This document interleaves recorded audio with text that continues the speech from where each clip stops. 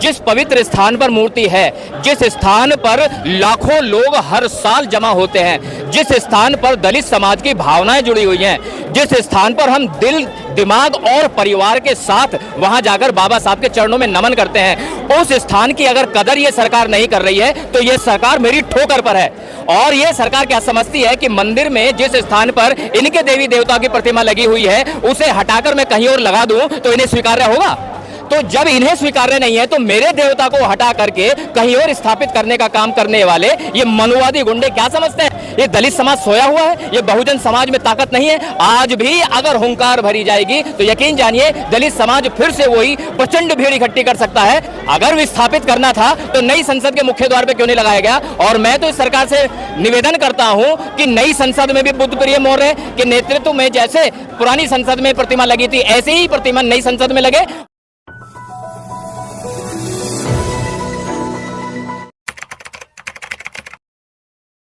जहां तक सवाल है इस प्रतिमा का हटाए जाने का, हटाने से पहले हमें यह समझना होगा कि लगी कब थी, कैसे लगी थी। मैं आपको बता दूं, दलित समुदाय के समूचे 1000 वर्ष के इतिहास में पहली बार इतना बड़ा आंदोलन हुआ था जो परिनिर्वाण प्राप्त बोधिसत्व बुद्ध प्रिय मौर्य साहब के नेतृत्व में हुआ था। कई लाख लोग इकट्ठा हुए और लाखों लोगों को पुलिस ने उठाकर जेल में ठूसने का काम किया। उसके बाद कहीं जाकर के इंदिरा गांधी झुकी और ये प्रतिमा लगी, अन्यथा आपकी शक्ति के बगैर ये मूर्ति लग नहीं सकती थी।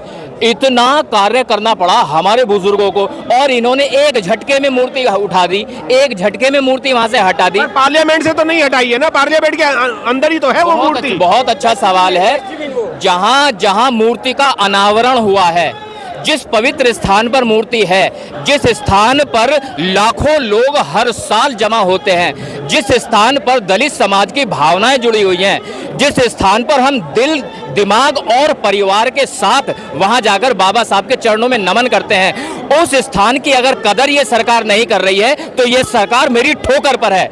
और ये सरकार क्या समझती है कि मंदिर में जिस स्थान पर इनके देवी देवता की प्रतिमा लगी हुई है उसे हटाकर मैं कहीं और लगा दूं तो इन्हें स्वीकार्य होगा? तो जब इन्हें स्वीकार्य नहीं है तो मेरे देवता को हटा करके कहीं और स्थापित करने का काम करने वाले ये मनुवादी गुंडे क्या समझते हैं? ये दलित समाज सोया हुआ है, ये बहुजन समाज में ताकत नहीं है। आज भी अगर हुंकार भरी जाएगी तो यकीन जानिए दलित समाज फिर से वही प्रचंड भीड़ इकट्ठी कर सकता है जो माननीय बुद्ध प्रिय मौर्य साहब के नेतृत्व में इकट्ठी हुई थी और ये मूर्ति लगाई गई थी। इस मूर्ति को यहां जहां पर लगाया है वहां से बेहतर नई संसद जो लगाई है उसके मुख्य द्वार पे क्यों नहीं लगाया? अगर विस्थापित करना था तो नई संसद के मुख्य द्वार पे क्यों नहीं लगाया गया? और मैं तो इस सरकार से निवेदन करता हूं कि नई संसद में भी बुद्ध प्रिय मौर्य के नेतृत्व में जैसे पुरानी संसद में प्रतिमा लगी थी ऐसे ही प्रतिमा नई संसद में लगे और जो प्रतिमा बाबा साहब की पहले लगी हुई थी वहीं के वहीं उसको विस्थापित किया है। ऐसे मैं मांग करता हूं। पहले जो मूर्ति लगी हुई थी और अब जो वो मूर्ति लगी है वो कई सारी मूर्तियों के साथ लगी गई है। सेंटर में बाबा साहब की मूर्ति है बिल्कुल, और सबसे ऊंची बाबा साहब की ही मूर्ति है। अगर वहाँ पर और महापुरुषों के जन्मदिन जब मनते हैं, क्योंकि अलग अलग महीने और अलग अलग दिनों में होते हैं, डेट अलग अलग होती है, तो वहाँ जो सैकड़ों लोगों की तादाद में लोग उनको नमन करने आएंगे तो क्या वो बाबा साहब की मूर्ति वहाँ पर देख करके प्रेरणा नहीं लेंगे? दूसरा क्वेश्चन मेरा ये है आपसे कि अगर हम वहाँ मूर्ति वहीं से ही जहाँ थी पहले वहीं लगा देते हैं तो बाबा साहब वहाँ अकेले नहीं पड़ जाएंगे? आप साल में 2 दिन जाते हैं बस, बाबा साहब आपको 2 दिन याद आते हैं, बाकी दिन याद नहीं आते। पर वो जो 10-12 मूर्ति लगाई गई हैं उसके माध्यम से लोगों में प्रेरणा तो पहुँचेगी। भाई सवाल तो आपका बहुत अच्छा है, परंतु जहां पर मूर्ति पहले से स्थापित थी तो उस मूर्ति को वहीं लगे रहने देते। बाबा साहब की एक और प्रतिमा वहां लगाई जा सकती थी।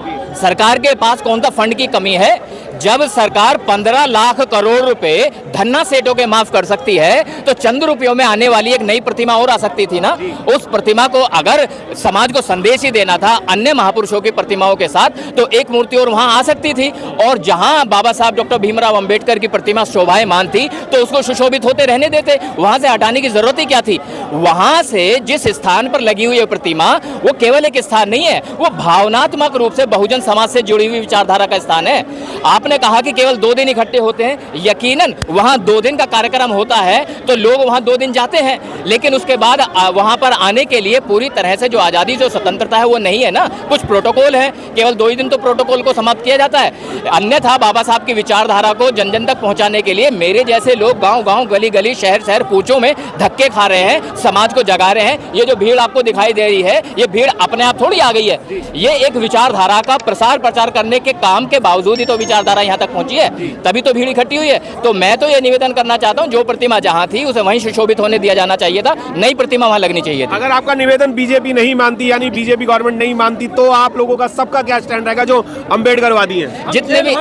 जितने भी हम अम्बेडकरवादी, बुद्धवादी और रैदासी और जितने भी बहुजन समाज के लोग हैं, जैसे आज यहाँ इकट्ठे हुए, आज थोड़ी कम मात्रा में इकट्ठे हुए, फिर और बड़ी मात्रा में इकट्ठे होंगे। जन आंदोलन तो करना पड़ेगा, जेल जाना पड़ेगा तो जाना पड़ेगा, लाठियां खानी पड़ेंगी तो खानी पड़ेंगी। आपने एनआरसी सुना था? जी हाँ, आपने एनआरसी सुना, सीए सुना, और बहुत सारे आंदोलन हुए। कुछ महिलाओं के साथ छेड़छाड़ हुई, रेप हुए, कुछ को मार दिया गया, किसकी हत्या कर दी गई, गाँव में आगजनी की गई। इन सब जितने भी आंदोलन हुए थे, इसमें कोई भी आपको न्याय नहीं मिला। हाँ। तो क्या लगता है कि एक मूर्ति, बाबा साहब की एक मूर्ति के लिए आपको न्याय मिल जाएगा? बात सही है भाई। जिस समय ये सारे आंदोलन हो रहे थे, उस समय मनुवादी सरकार प्रचंड बहुमत के साथ सत्ता में बैठी हुई थी। आज लंगड़ी सरकार है। आज उस संसद में ऐसे लोग भी हैं जो हमारी विचारधारा को मानते हैं और हमारी विचारधारा के पोषण करने के लिए लायक हैं। ऐसे लोग वहाँ बैठे हैं, तो आज हमारी आवाज वहाँ तक जरूर जाएगी, मुझे ऐसा पूरा विश्वास है। बिल्कुल, आप बुरा मत मानिएगा, आप बिल्कुल भी बुरा मत मानिएगा। आपकी उम्र मेरे ख्याल में 83 है। क्या आप जैसे व्यक्ति जो हैं आंदोलनों में आने के लिए तैयार हैं? आया हूँ, मैं आंदोलन में ही आया हूँ। एक ऐसा विनाशकारी निर्णय लिया है इन्होंने, अंबेडकर जो शिल्पकार हैं कॉन्स्टिट्यूशन के, उसकी मूर्ति हटा दी। क्या तकलीफ हो रही थी? सावरकर की लगाओगे, गोडसे की लगाओगे, महात्मा गांधी सारा संसार जानता है, वो सब महात्मा भी हैं, बापू कहते हैं, राष्ट्रपिता कहते हैं, उसे भी हटा दिया। सावरकर लगाओगे, गोडसे लगाओगे, क्या क्या इरादा है इनका? गांधी की भी तो मूर्ति वहीं लगा दी है ना। वहीं से क्या मतलब? वहाँ को पीड़ा हो रही थी, उन्हें पेट में पीड़ा हो रही थी, नई पार्लियामेंट में लगा रहे थे, जो लगाते उसे बदल क्यों रहे हैं? वो तो इतिहास है, वो सारे संसार को पता है क्या क्या हुआ है यहाँ। ये कॉन्स्टिट्यूशन की डिबेट नहीं पढ़ी क्या इन्होंने? कैसे कैसे हुआ है?